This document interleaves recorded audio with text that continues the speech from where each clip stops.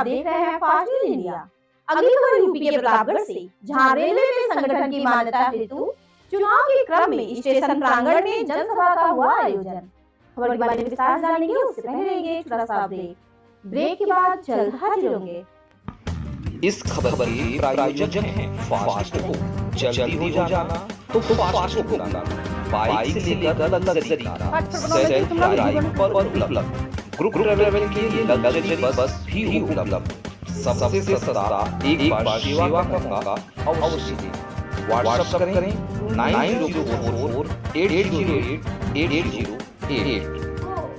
Break के बाद आप सभी का स्वागत है। खबर यूपी के प्रतापगढ़ से, जहां नॉर्दर्न रेलवे मेंस यूनियन शाखा प्रतापगढ़ के आह्वान पर रेलवे में संगठन की मान्यता हेतु चुनाव के क्रम में प्रतापगढ़ स्टेशन प्रांगण में जनसभा का आयोजन किया गया, जिसमें मुख्य अतिथि all India railway men's federation में व नॉर्दर्न रेलवे मेंस यूनियन के महामंत्री कॉमरेड शिव गोपाल मिश्रा रहे। मुख्य वक्ता NRM यू के सहायक महामंत्री व लखनऊ मंडल के मंडल मंत्री कॉमरेड RK पांडे तथा सभा की अध्यक्षता मंडल अध्यक्ष कॉमरेड विभूति मिश्रा ने की। सभा का संचालन शाखा मंत्री कॉमरेड अनिल कुमार शुक्ला ने किया।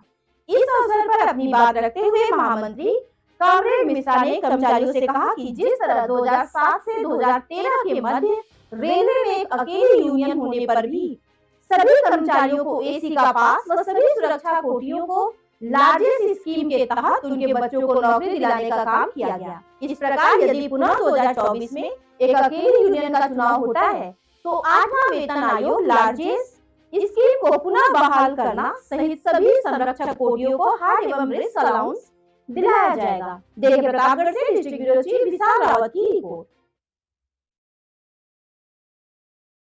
सुन रहे, अरे बख्तुदे राम, हटो हटो हटो।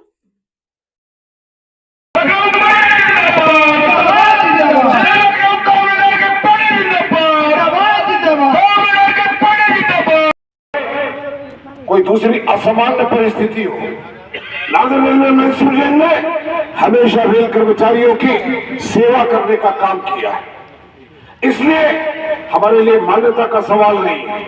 आज आपके बीच में महामंत्री जी हैं, कोई ऐसा साथी नहीं है जो नहीं जानता है कि नॉर्दर्न रेलवे मेंस यूनियन ने all India railway men's federation ने क्या नहीं किया। हम लोग कहीं जा नहीं सकते और वैसे भी झूठ बोलने की जरा आदत नहीं शुरू से ही बहुत कम रही। अल्टीमेटली आपने देखा कि लार्जेस्ट स्कीम आ गई। अभी साथी पांडे जी ने भी आपको बताया कि देखिए कितनी बड़ी संख्या में लोगों को रोजगार मेला लगा करके यहाँ आने का मौका मिला। बहुत दिनों बाद प्रतापगढ़ आने का मौका मिला है, तो इसके लिए मैं आप सबका बहुत बहुत धन्यवाद देता हूँ। जैसा साथियों ने कहा कि 4, 5, 6 तारीख को यूनियन की मान्यता की चुनाव है और ये हमारी ड्यूटी बनती है कि मैं भी आपके बीच में आऊँ। हालांकि आप लोग बहुत प्यार करते हैं, प्रतापगढ़ ने शुरू से ही बहुत प्यार दिया। जब हम लोग यहाँ काम करते थे उस समय भी, इसके बाद संगठन में भी आगे बढ़ाने का जो सहयोग दिया वो आप ही लोगों ने देने का काम था। अभी बहुत सारी बातें हमारे साथियों ने, सुधीर तिवारी ने, विभूति मिश्रा ने, पांडे जी ने आपके सामने रखने का बात किया। सर जरा आप अपना परिचय दे दीजिए, यहाँ प्रतापगढ़ आए हैं और किस लिए, किस कारण आए हैं, आपके अपने रेलवे के साथियों को क्या संदेश देना चाहते हैं? मेरा नाम शिव गोपाल मिश्रा है। मैं ऑल इंडिया रेलवे फेडरेशन का महामंत्री हूँ और नेशनल काउंसिल JCM में स्टाफ साइड का सेक्रेटरी हूँ। इसमें सारे भारत सरकार के कर्मचारी आते हैं।